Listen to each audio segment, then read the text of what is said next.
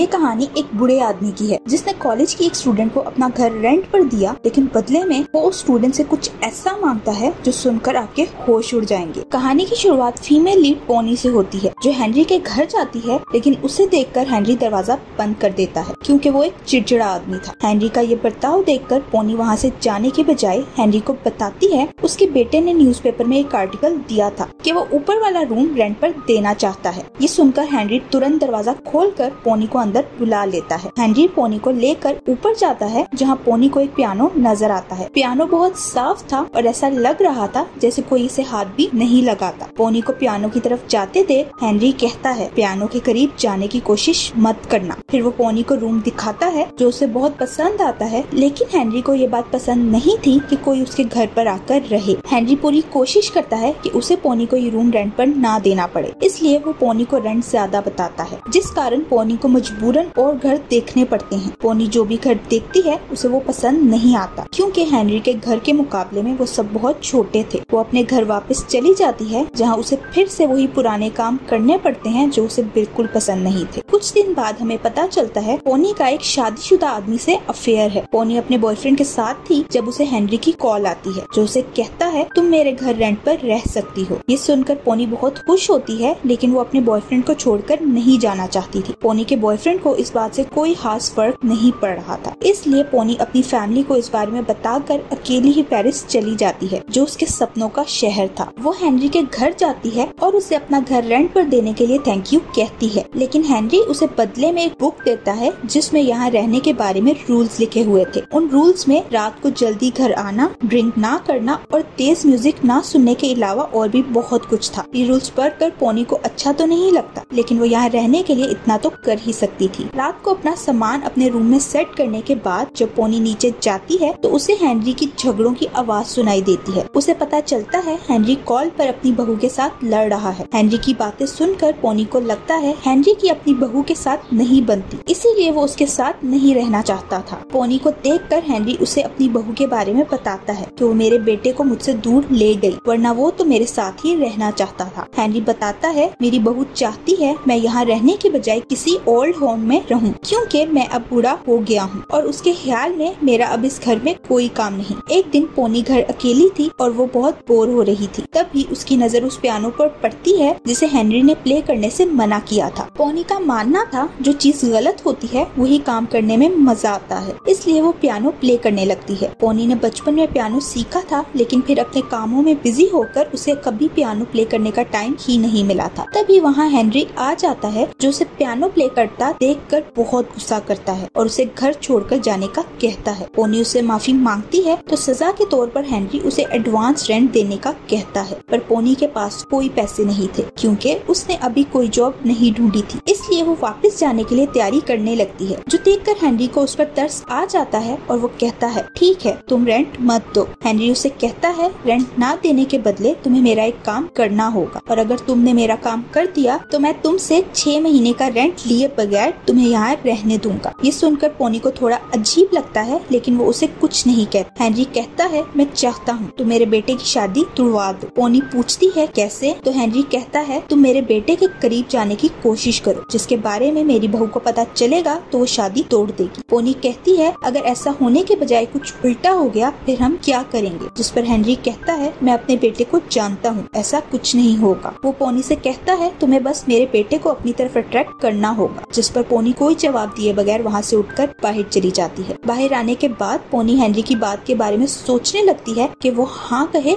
या ना। तभी उसकी नजर सामने बार के बोर्ड पर पड़ती है, जिससे उसे पता चलता है इस बार में एक हेल्पर की जरूरत है। पोनी को जॉब चाहिए थी, इसलिए वो अंदर चली जाती है, जहाँ उसे एक लड़का मिलता है जो इसी बार में काम करता था। पोनी उसे कहती है मुझे किसी भी कीमत पर ये जॉब चाहिए, तो वो लड़का मान जाता है और उसे कल से आने का कहता है। अगले दिन हेनरी का बेटा पॉल घर आता है, जिसे देखकर पोनी खुश होती है। पोनी उसे चाय बनाकर पिलाती है और उनके बीच कुछ बातें भी होती हैं। पॉल उससे पूछता है क्या मेरे डैड मेरे बारे में कुछ बुरा कहते हैं। पोनी इनकार करती है तो पॉल कहता है मैं जानता हूँ वो जरूर कहते होंगे। फिर वो पोनी को बताता है मैं डैड के लिए दवाइयाँ लेकर आया था क्योंकि मैं चाहता हूँ तुम मेरे डैड का ख्याल रखो। उसी वक्त वहाँ हेनरी आ जाता है जो पॉल को देखकर उसका मजाक उड़ाने लगता है, जिस पर पॉल गुस्सा होकर वहाँ से चला जाता है। हेनरी खुश था पोनी पॉल के करीब आने लगी थी और उसे विश्वास था पोनी पॉल की शादी तुड़वा देगी। पोनी ने बार में जॉब करना शुरू कर दी थी, लेकिन काम के बर्डन की वजह से एग्जाम्स में उसके नंबर कम आए थे। पोनी हिम्मत नहीं हारती और ठान लेती है वो फाइनल एग्जाम्स में जरूर अच्छे नंबर लेगी। पोनी ने हेनरी से भी दोस्ती कर ली थी क्योंकि वो इस घर में रहते हुए बोर हो जाती थी। संडे को हेनरी ने पॉल और अपनी बहू के लिए लंच रखा था, इसलिए वो पोनी से खाना बनाकर लाने का कहता है ताकि पॉल उससे इम्प्रेस हो सके। पोनी ऐसा ही करती है और पॉल के आने पर उसके साथ फ्लर्ट भी करने लगती है, लेकिन वो उसकी वाइफ से मिलकर समझ गई थी हेनरी उससे इतना चिढ़ता क्यों है। उसे हेनरी की बहू काफी अजीब लगी थी। लंच करते हुए पोनी पॉल से उस पियानो के बारे में पूछती है तो वो बताता है ये पियानो मेरी माँ का था जो हमेशा इसे प्ले करती थी, लेकिन उनके जाने के बाद किसी ने इसे हाथ नहीं लगाया। हेनरी इस बात से परेशान हो जाता है जिस कारण उसके और पॉल के बीच बहस हो जाती है। फिर हेनरी पोनी से वो पियानो प्ले करने का कहता है। लंच के बाद पोनी पियानो प्ले करती है जिसकी मीठी आवाज सुनकर हेनरी अपनी पुरानी यादों में खो जाता है और उसकी आंखों में आंसू आ जाते हैं तो वो उठकर चला जाता है। पोनी को लगता है उसने शायद अच्छा प्ले नहीं किया, इसलिए हेनरी उठकर चला गया, लेकिन पॉल उसे बताता है उन्हें अपनी वाइफ की याद आ रही थी, इसलिए वो यहाँ से गए हैं। अगले दिन पोनी का रिजल्ट आने वाला था और इसलिए वो बहुत परेशान थी। पोनी डरते हुए बोर्ड पर अपने रिजल्ट देखती है और उसे अपने नंबर सबसे नीचे नजर आते हैं, जिसका मतलब था वो फिर फेल हो गई। ये देखकर पोनी टूट जाती है और रोते हुए बार में जाकर बहुत ज्यादा पीते हुए अपना गम भुलाने की कोशिश करती है। हेनरी की बहू जब अपने बर्तन लेने आती है तो इतना ज्यादा पीने की वजह से पोनी उसके बर्तनों में ही वॉमिट कर देती है, जो देखकर सब घबरा जाते हैं और उसे दवाई देने लगते हैं। पोनी रोते हुए उन्हें बताती है मैं फिर से फेल हो गई और अब मेरे डैड यहाँ आकर मुझे ले जाएंगे। पोनी कहती है मैं फिर से अपने डैड की शॉप पर काम नहीं करना चाहती, जिस पर हेनरी उसे कहता है जिंदगी में ये पास फेल होने वाला सिलसिला चलता रहता है, लेकिन इंसान को हमेशा वो करना चाहिए जिससे उसे खुशी मिलती है। पोनी कहती है मुझे पियानो प्ले करना पसंद है, लेकिन एक टीचर ने एक बार मुझे पियानो प्ले करने पर सजा दी, जिसके बाद मैंने कभी पियानो को हाथ नहीं लगाया। हेनरी के कहने पर पोनी अपना लिखा हुआ सॉन्ग प्ले करती है, जो सुनकर हेनरी पहली बार उसके सामने ही उसकी तारीफ करता है तो पोनी बहुत खुश होती है। फिर जब हेनरी की बहू जाने लगती है तो पोनी उससे हेनरी की वाइफ के बारे में पूछती है। वो बताती है उनका आज से 10 साल पहले इस घर की विंडो से गिरकर मौत हो गई और तब से हेनरी अकेला रहता है। फिर वो पोनी से पूछती है क्या तुम पॉल को पसंद करती हो। पोनी मना करती है, लेकिन उसे शायद पोनी पर शक हो गया था, इसलिए वो बार बार पोनी से इस बारे में पूछती है। उसके जाने के बाद पोनी हेनरी को इस बारे में बताते हुए कहती है मुझे लगता है आपकी बहू वाकई पॉल से प्यार करती है, इसलिए उसे पसंद नहीं कि कोई और लड़की पॉल के करीब जाए।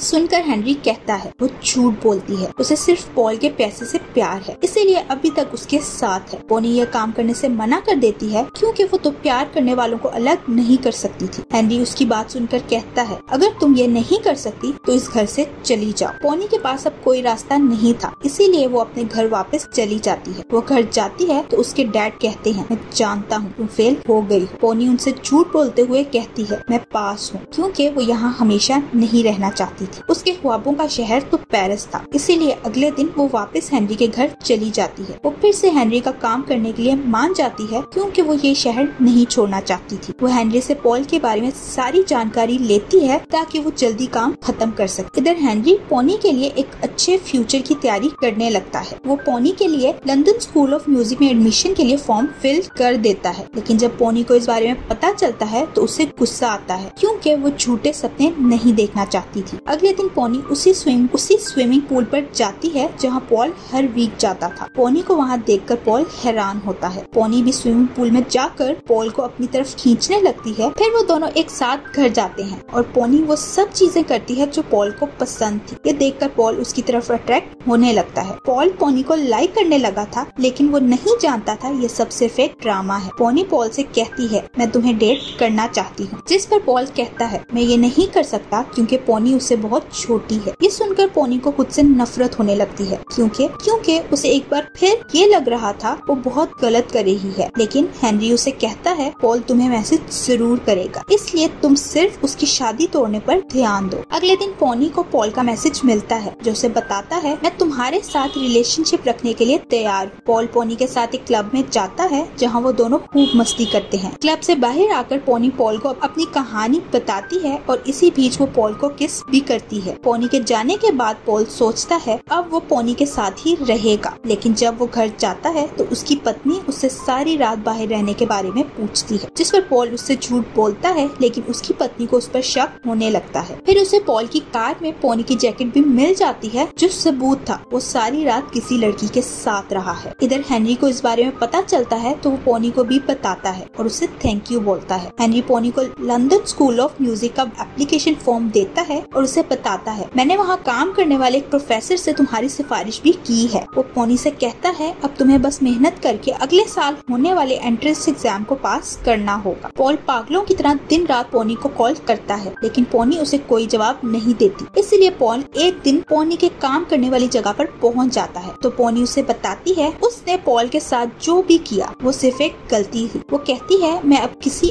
अपनी उम्र के लड़के के साथ रिलेशनशिप में हूँ। ये सुनकर पॉल टूट जाता है क्योंकि वो दोनों तरफ से अकेला हो गया था। ना उसकी पत्नी उसके साथ थी और ना ही पोनी उसे घास डाल रही थी। पॉल की परेशानी और बढ़ जाती है जब उसे पता चलता है उसकी पत्नी के लॉयर ने उसे कोर्ट बुलाया है क्योंकि वो पॉल से डिवोर्स लेना चाहती थी। लेकिन रात को पॉल को उसकी पत्नी की कॉल आती है जो उसे बताती है मैं प्रेग्नेंट हूँ, इसीलिए अब वो शादी नहीं तोड़ना चाहती। पॉल जब हेनरी को यह बताता है तो उसे ये बात कोई खास पसंद नहीं आती और वो खुश होने की बजाय पॉल से पूछता है, क्या तुम ये बच्चा रखना चाहते हो? जिस पर पॉल को काफी अफसोस होता है। वो हेनरी से कहता है, जब मेरी पत्नी यहाँ आएगी तो आपको उसके साथ अच्छे से बिहेव करना होगा, वरना मैं जिंदगी में दोबारा आपकी शक्ल नहीं देखूंगा। पॉल पोनी को ये बताता है, जो सुनकर वो बहुत खुश होती है। कुछ दिन बाद पोनी को उसके पिता की कॉल आती है जो उसे बताते हैं, मैं जान गया हूँ तुमने मेरे साथ झूठ बोला था, इसलिए अब मैं तुम्हें वापस लेने आ रहा हूँ। पोनी ड्रिंक करते हुए हेनरी को इस बारे में बताती है, लेकिन हेनरी को उसका ड्रिंक करना अच्छा नहीं लग रहा था क्योंकि ड्रिंक करने की वजह से ही उसकी पत्नी की विंडो से गिरकर मौत हुई थी। वो दिन आ जाता है जब पोनी को अपने घर जाना था। उसी दिन पॉल अपनी पत्नी के साथ वहाँ आता है और उसकी पत्नी हेनरी को अपने बच्चे के बारे में बताती है, जिस पर हेनरी को ना चाहते हुए भी उसके सामने खुश होने का नाटक करना पड़ता है। फिर हेनरी अपने रूम में चला जाता है तो पोनी उससे आखिरी बार मिलने उसके रूम में जाती है। हेनरी उसे बताता है, मेरे बहुत सारे सपने थे, लेकिन जब मैंने उन्हें पूरा करने का सोचा तब तक मैं बूढ़ा हो गया था। वो पोनी से कहता है, तुम्हें भी अपने सपनों को जरूर पूरा करना चाहिए क्योंकि जिंदगी का कोई भरोसा नहीं। इस सुनकर पोनी समझ जाती है उसे क्या करना है। पोनी के डैड उसे लेने आते हैं तो पोनी बाहर जाकर अपने डैड को बताती है, मैं एक म्यूजिशियन बनना चाहती हूँ, इसलिए मैं आपके साथ घर वापस नहीं जा सकती। डैड समझ जाते हैं कि पोनी ने ठान ली है, वो पीछे नहीं हटेगी, इसलिए वो उसे बातें सुनाकर वहाँ से चले जाते हैं। पोनी वहाँ रहते हुए अपना एक सॉन्ग बनाती है जिसमें हेनरी भी उसकी मदद करता है। फिर जून का महीना आ जाता है जब पोनी ने एग्जाम देने के लिए लंदन जाना था। पोनी खुश थी क्योंकि उसको उसकी मंजिल मिल गई थी। पोनी स्कूल में एग्जाम पास कर लेती है, लेकिन उसे एक खबर मिलती है जो सुनकर वो टूट जाती है। वो खबर हेनरी की मौत की थी। वो पेरिस हेनरी के घर जाती है। वहाँ पॉल उससे कहता है, तुम जितना समय चाहो यहाँ रह सकती हो। पॉल उसे बताता है, मैंने अपने डैड को कभी इतना खुश नहीं देखा जितना वो आखिरी दिनों में तुम्हारे साथ थे क्योंकि तुम उनका सहारा थी। वो कहता है, डैड तुम्हें कामयाब होता देखना चाहते थे। फिर वो उसे हेनरी की एक चिट्ठी देता है जिसमें लिखा था, लाइफ में कुछ बातों को हमेशा ख्याल रखना। पहले ये कि अपने सपनों के पीछे भागते रहना ताकि वो पूरे हो सके। दूसरा, कभी ड्रिंक मत करना और ना ही कभी अपने डैड से ऊंची आवाज में बात करना। एंड में उसने लिखा था, मैंने अपने वो स्लीपर्स तुम्हारे लिए छोड़ दिए हैं जो तुम्हें बहुत पसंद थे। ये लेटर पढ़कर पोनी रोने लगती है क्योंकि उसने कभी नहीं सोचा था एक अनजान आदमी जिसने शुरू में उससे इतना रूडली बात की आगे चलकर उसकी लाइफ में इतना अहम हो जाएगा। वो हेनरी की कब्र पर जाती है क्योंकि उसने लेटर में लिखा था, मुझसे मिलने वीक में एक बार आती रहना क्योंकि मैं अकेला नहीं रहना चाहता। इसी के साथ ये मूवी यही एंड हो जाती है। Thank you for watching.